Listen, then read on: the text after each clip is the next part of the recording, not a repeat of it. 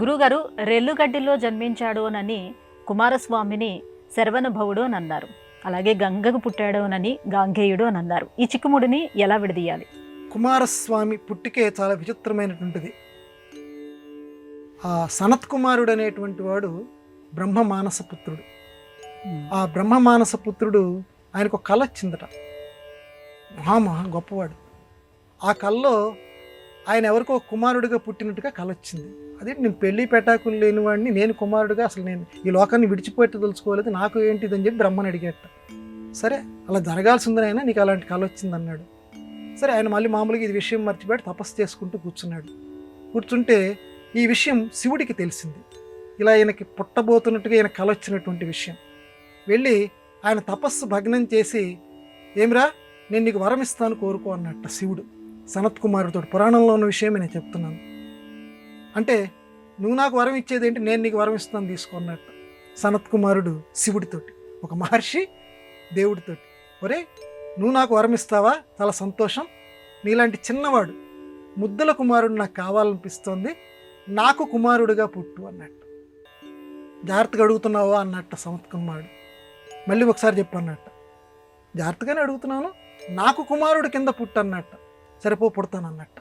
సనత్ కుమారుడు వరం ఇస్తానన్నాడు కదా, ఇంటికి వచ్చాడు. పార్వతీదేవితో చెప్పాడు, ఇట్లా అడిగాను నాకు కుమారుడి కింద పుట్టమని. అయ్యి ఎంత పని చేశారండి మీరు, మనకి కుమారుడి కింద పుట్టాలి అని చెప్పి అడగాలి కానీ నాకు కుమారుడి కింద పుట్టడం ఏమిటి, వెళ్ళి అడిగిరండి అన్నట్టు అని పార్వతీదేవి అంటే, మళ్ళీ పాపం వెళ్ళి ఆ శివుడు సనత్ కుమారుడిని అడిగాడు. ఒకసారి మాట ఇచ్చాయి కదా, నీకు మాత్రమే కుమారుడి కింద పుడతాను, గర్భాన నేను జన్మించను అని చెప్పాడు. అందువల్ల శివుడి యొక్క ఆ 3వ నేత్రం నుంచి ఈ సనత్ కుమారుడు బయటకు వచ్చాడు. ఆ తేజస్సు బయటకు వచ్చింది. బయటికి వచ్చినటువంటి ఆ తేజస్సు గంగలో పడింది మొట్టమొదట. ఆ గంగలో పడితే గంగ భరించలేకపోయింది. అంటే మామూలు వ్యక్తి కాదు కదమ్మ శివుడు, అందులో 3వ నేత్రం. ఆ 3వ నేత్రంలో ఉన్న తేజస్సు ఒకసారి ఊహ చేద్దాం, లోకాలంతటిని దహించేసేటువంటి శక్తి కలిగింది, జ్ఞానశక్తి. గంగ భరించలేకపోయింది. అంటే గంగలో పుట్టాడు కాబట్టి, గంగలో నుంచి బయటకు వచ్చింది కాబట్టి గాంగేయుడు అయ్యాడు కుమారస్వామి. ఆ గంగ భరించలేక ఏం చేసిందట అంటే, ఆ తేజస్సుని పక్కన ఉన్నటువంటి ఒక తటాకంలో విడిచిపెట్టేసింది. ఆ తటాకం పేరే శరవణము.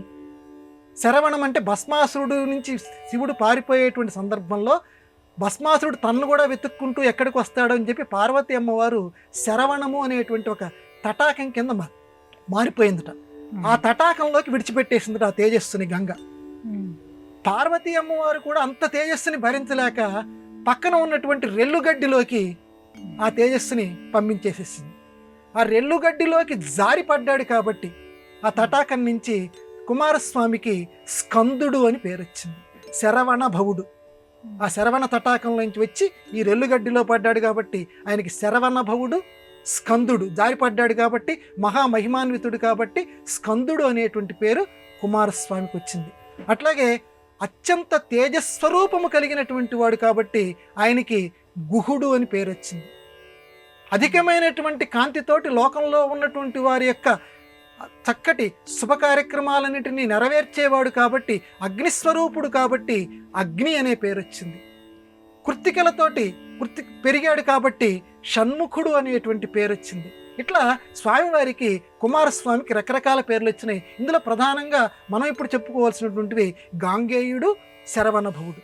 ఎందుకంటే ఆ తేజస్సు రెండింటిలోనూ బయటకు వచ్చింది కాబట్టి కుమారస్వామి గాంగేయుడయ్యాడు. అదే కుమారస్వామి ఆ రెల్లుగడ్డి సంబంధంతో అలాగే శరవణ తటాక సంబంధంతో శరవణ భవుడయ్యాడు.